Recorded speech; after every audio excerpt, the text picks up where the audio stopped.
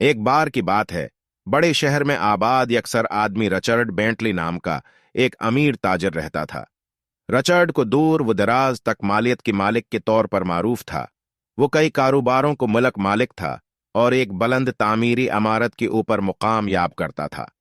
वो शान व शौकत से बहरे जिंदगी को आदत बना चुका था और हर मोड़ पर फराखी से आसामियों का सामना करता रहता था। रचर्ड के दिन तकरीबन मुलाकातों, मुज़ाकरात और अपनी सल्तनत को वसिया करने की ताकीब से गुजरते थे। इसे बहुत कम वक्त मिलता था कि उसकी आसपास की खूबसूरती को कदर करें या अपने एमाल की दूसरों पर असर के बारे में सोचें।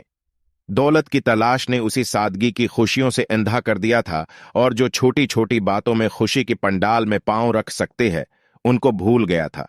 एक कुदरती दिन रचर्ड को एक खत मिलता है।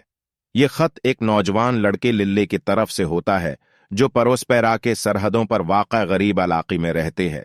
उसके अल्फाज मासूमियत और उम्मीद से बहरी होते हैं, लेकिन इनमें मायूसी भी मौजूद होती है। लिल्ले लिखते ही अपनी स्कूल जाने, नई चीजें सीखने और बेहतर मुस्तकबल का मौका हासिल करने की ख्वाबों के बारे में।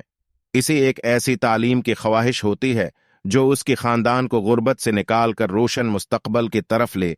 जास के तजस्सुस के इशारे से रचर्ड ने फैसला किया कि लिल्ले के रहने वाले इलाके को देखने के लिए दूरी पर निकले। जब वो गलियों से चल रहा था तो इसे अपने बसर की दुनिया और कम अकबाल लोगों की मुश्किलात की तस्वीर नजर आई। इसने घर में रहने वाले खानदानों को बदहाली के साथ जिंदगी करते देखा, बच्चे को कोड़ी कचरे के दरमियान खेलते हुए देखा और ना उम्मीदी की लहर को महसूस किया। लिल्ले के खानदान के साथ रचर्ड की मुलाकात का तब्दील कर देने ने उसके नजरियों को हमेशा के लिए बदल दिया। उसने देखा कि कम तरक्की याफ्ता अफराद कैले मवादी वसाइल और मौक़ियों की कमी कितना बड़ा हकीकत का चेहरा पेश करते हैं। वो देखा कि खानदानी वसाइल और मौक़ियों की कमी ने लाखों अफराद की काबिलियत को पाबंद कर दिया था। रचर्ड ने तामीराती कामों के जरिए परोस्पेरा फाउंडेशन की तश्कील दी, जो गरीब इलाकों को तरक्की देने और तालीमी मौक़ा फराहम करने पर मुतवज्जा हुए। रचर्ड ने अपनी दौलत और असर को इस्तेमाल करते हुए गरीबों के लिए स्कूल, लाइब्रेरीज और कम्युनिटी सेंटर्स बनवाने का इस्तेमाल किया।